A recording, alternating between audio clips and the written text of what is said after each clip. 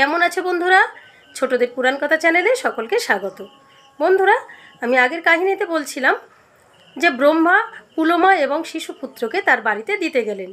ব্রহ্মা বাড়িতে পৌঁছে দিয়ে চলে গেলেন। ভৃগুমুনি স্নান সেরে কুটিরে ফিরে এলেন। ভৃগুমুনি আসার পর পুলোমা আরও কাঁদতে থাকলেন। ভৃগুমুনি জিজ্ঞাসা করলেন, কি হয়েছে? পুলোমা সমস্ত ঘটনা ভৃগুমুনিকে বললেন। ভৃগুমুনি অগ্নিদেবের ওপর ক্রুদ্ধ হলেন।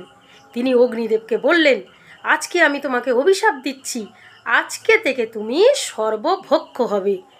পৃথিবীর যত আবর্জনা সব তোমার খাদ্য হবে। এ কথা শুনে অগ্নিদেব হাত জোর করে বলতে লাগলেন, মুনিবর, আপনি আমাকে একই অভিশাপ দিলেন। দেবতারা আমাকে আশীর্বাদ দিয়েছেন আমি সব থেকে পবিত্র জিনিস আমি গ্রহণ করব, আর আপনি আমাকে এমন অভিশাপ দিলেন। এই বলে অগ্নিদেব অন্য দেবতাদের সঙ্গে নিয়ে চললেন ব্রহ্মার কাছে। ব্রহ্মার কাছে গিয়ে তিনি ভৃগুমুনির অভিশাপের কথা বললেন। ব্রহ্মা বললেন, ভৃগু অভিশাপ দিয়েছে, আমি তো তার কিছু করতে পারবো না, তবে আমি তোমাকে বর দিচ্ছি, তোমার ছোঁয়ায় পৃথিবীর সমস্ত কিছু শুদ্ধ হয়ে যাবে, পবিত্র হয়ে যাবে। এ কথা বলায় অগ্নিদেব কিছুটা হলেও সান্ত্বনা পেলেন। বন্ধুরা, আমার এই কাহিনীর আজকের এই পর্যন্ত।